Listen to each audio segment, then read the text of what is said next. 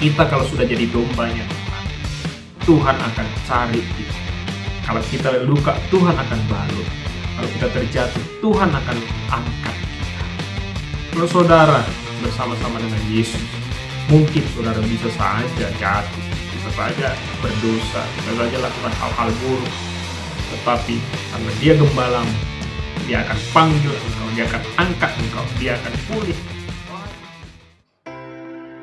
Shalom saudaraku yang dikasihi Tuhan, nama saya Jimmy Ambarita. Saya akan membagikan kabar baik kepada saudara, bagaimana Allah memberikan kepada kita kehidupan yang kekal. Bagaimana cara Allah ingin membawa kita kepada kehidupan yang kekal. Saya akan membacakan di dalam Lukas 10, di ayat 20, saya dimulai dari ayat 25. Dan mari kita mengikutinya dengan baik. Judul perikopnya adalah Orang Samaria yang Murah Hati. Di ayat 25 dikatakan demikian.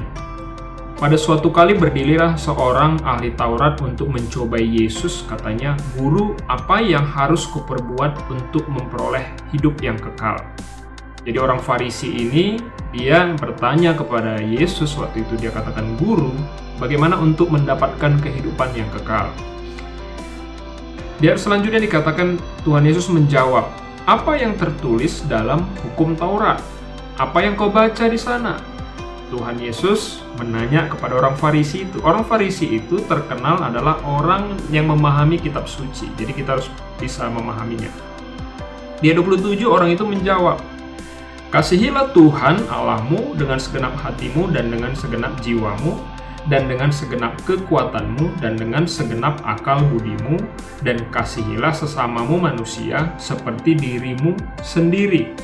Orang Farisi ini mengetahui apa hukum itu, apa Taurat itu yang sudah diberikan oleh Allah melalui Musa.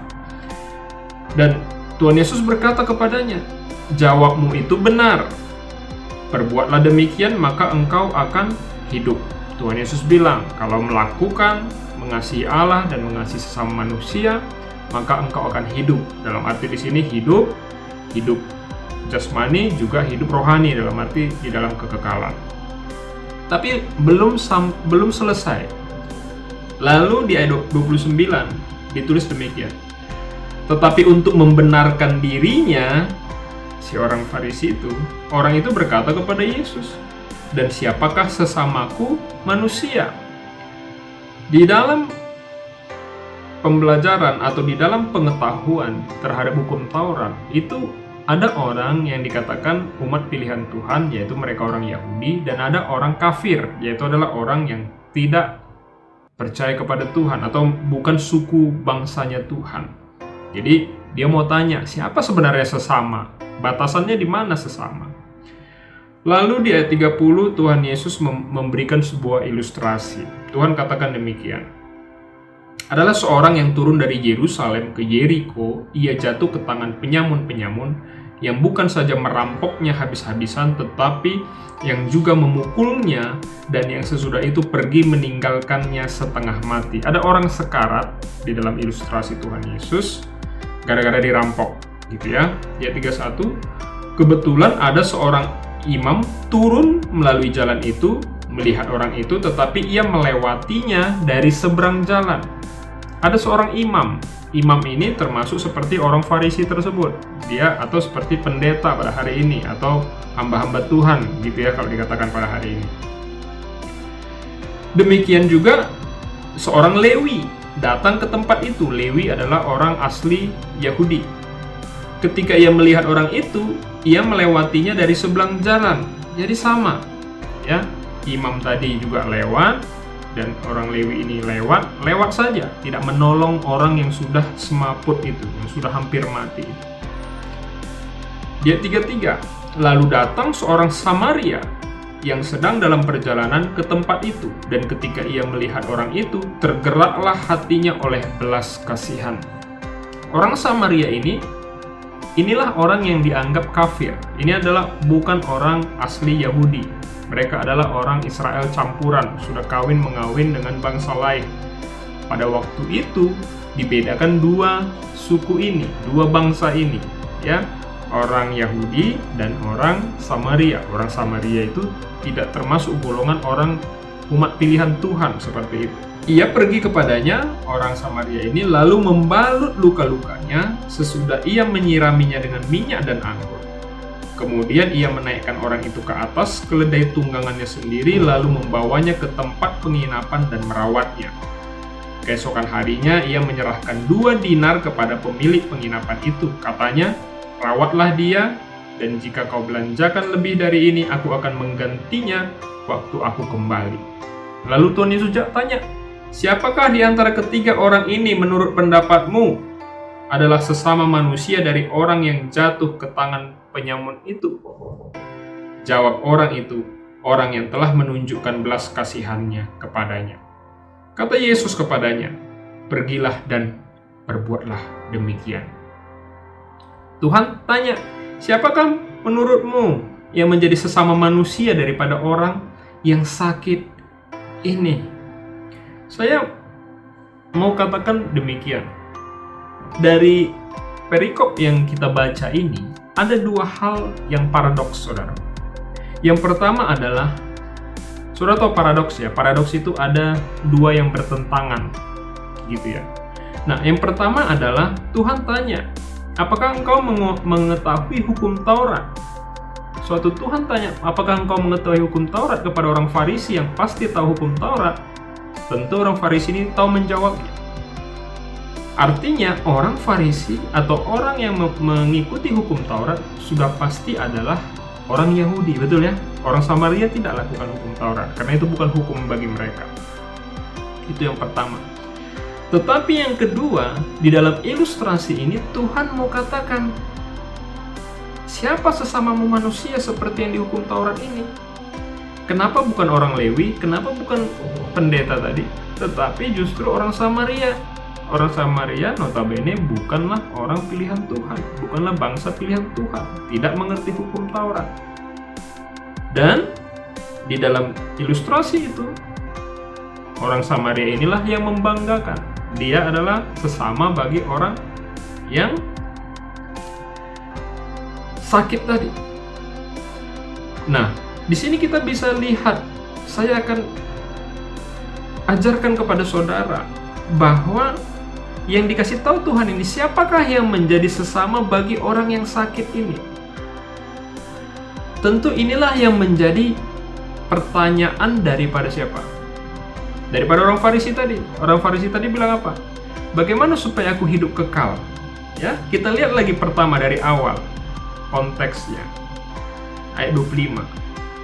Pada suatu kali berdirilah seorang ahli Taurat untuk mencobai Yesus. Katanya, "Guru, apa yang harus kuperbuat untuk memperoleh hidup yang kekal?" Yang dia katakan itu di dalam ilustrasi tadi siapa? Ada 4 orang di sana. Yang pertama adalah orang Lewi, kedua adalah pendeta, yang ketiga adalah Samaria, yang keempat adalah orang yang digebukin tadi. Yang perlu kehidupan kekal di sini siapa? Di dalam pertanyaan dia nih adalah orang yang sakit ini. Mengerti ya? Orang yang sakit tadi, orang yang sudah hancur-hancuran tadi, orang yang sudah habis tadi. Dia yang perlu pertolongan, dia yang perlu hidup kekal. 3, hanya 1 yang membawa dia kehidupan yang kekal. Yang ketiga ini apa? 2 ini, yang pertama adalah hukum Taurat. 2 ini adalah orang-orang yang mengetahui hukum Taurat, tapi tidak mengasihi. Ada 1 yang betul-betul mengasihi. Dan dialah yang sebenarnya melakukan hukum lebih tinggi lagi daripada hukum Taurat. Jadi orang Samaria ini sebenarnya adalah gambaran Allah yang murah hati kepada saudara. Allah yang murah hati kepada diri kita ini. Tuhan mau nunjukkan orang Samaria itu yang begitu mengasihi siapapun. Dia tidak pandang bulu, dan bahkan dia tidak pakai hukum Taurat untuk menyelamatkan orang itu. Lihat apa yang terjadi. Dia sembuhkan, ya. Dia balut lukanya. Dia berikan kepada ke rumah, dititipkan ke sebuah rumah, disuruh di rumah sakit disembuhkan. Bahkan kalau uangnya kurang, dia berikan uang untuk bisa menyembuhkan. Kalau kurang uangnya, nanti aku lagi kasih lagi. Inilah Allah yang dengan murah hati memberikan kehidupan yang kekal kepada saudara dan saya. Inilah gambarannya. Jadi di sini bukan cerita bagaimana saudara harus punya kehidupan yang lebih bagus dari orang lain. Tuhan bilang, lakukanlah itu, betul. Tapi apakah kita bisa melakukannya? Di sana yang digambarkan Tuhan adalah bagaimana justru kita yang diselamatkan oleh kemurahan hati Tuhan, ibarat orang Samaria memberikan yang terbaik kepada orang yang lagi sakit tersebut. Tapi saya juga bisa membawa ilustrasi ini, relevansinya kepada kehidupan saudara dan saya. Tentu kadang-kadang kita hidup ini juga punya masalah, punya problem sama orang lain. Kita selalu enak lihat orang lain. Kita selalu memikirkan, waduh gimana nih aku nggak bisa baik sama dia. Begitu banyak masalah kami nggak pernah selesai. Dengan keluarga, wah nggak selesai-selesai masalah saya dengan keluarga saya. Wah selalu bertikai segala macam. Memperebutkan mungkin warisan atau apalah. Saudara punya begitu enak saudara sama orang. Ada satu cara yang sudah diberikan oleh perikop ini kepada kita. Yaitu apa? Kalau saudara sudah sangat, waduh males lah lihatnya. Ya, ada orang punya utang begitu banyak, ditagih-tagih pun susah, dia pergi, dia punya alasan macam-macam. Ada satu hal yang bisa saudara lakukan. Murah hati, seperti orang Samaria ini. Saya ingin percaya kalau saudara lakukan itu, hati saudara pun sudah bisa jadi lebih bersih. Saudara bisa lebih nyaman hidup ini. Saudara bisa lebih benar kehidupan kita. Dan orang yang menerimanya juga pun akan respect kepada kita, akan hormat dia kepada kita. Jangan-jangan hubungan yang tadinya sudah retak akan bisa kembali baik lagi. Dengan cara murah hati. Kenapa cara ini baik? Karena ini adalah caranya Tuhan untuk menyelamatkan saudara. Karena ini caranya Tuhan untuk membawa kita kehidupan kekal. Kita seperti orang yang sudah disambet sama orang penyamun tadi. Kita sudah seperti orang yang luka parah di tengah jalan tadi, yang sudah dihantam sama penyamun-penyamun tadi. Tetapi ada orang yang membantu. Ada orang yang dikatakan di sini membalut luka, sebelumnya dicuci dengan anggur dan minyak, lalu menitipkan ke rumah sakit, lalu memberikan lagi yang terbaik, memberikan uang lagi dititipkan supaya dirawat. Saudaraku yang dikasihi Tuhan, cara murah hati inilah cara Yesus menyelamatkan kita. Boleh, seperti saya bilang tadi, pakai itu dalam kehidupan kita. Tapi yang paling penting, saya mau katakan demikian. Ingatlah bahwa Tuhan sangat baik kepada dirimu. Bahwa Tuhanlah yang sudah memberikan segalanya kepada diri kita. Maka dikatakan dalam firman Tuhan, bukankah Dia Allah yang sudah memberikan yang terbaik dari surga, yaitu anaknya yang tunggal untuk keselamatan saudara dan saya. Apalah lagi yang lain kalau kita mau minta sesuatu kepada Tuhan. Dan yang perlu kita ingat, kembali saya selalu akan mengingatkan, kita kalau sudah jadi dombanya Tuhan, Tuhan akan cari kita. Kalau kita luka, Tuhan akan balut. Kalau kita terjatuh, Tuhan akan angkat kita. Kalau saudara bersama-sama dengan Yesus, mungkin saudara bisa saja jatuh, bisa saja berdosa, bisa saja lakukan hal-hal buruk. Tetapi karena Dia gembalamu, Dia akan panggil engkau, Dia akan angkat engkau, Dia akan pulihkan. Kalau hari-hari ini saudara punya persoalan yang begitu berat sehingga saudara pikir saudara tidak punya solusi, hari ini bilang, aku dombamu Tuhan, cari aku, angkat aku, pulihkan aku. Saya ingin percaya Dia akan datang karena Dia adalah Gembala yang baik. Demikian firman Tuhan hari ini. Terpujilah namamu Tuhan di atas segala-galanya. Dalam nama Tuhan Yesus. Amin.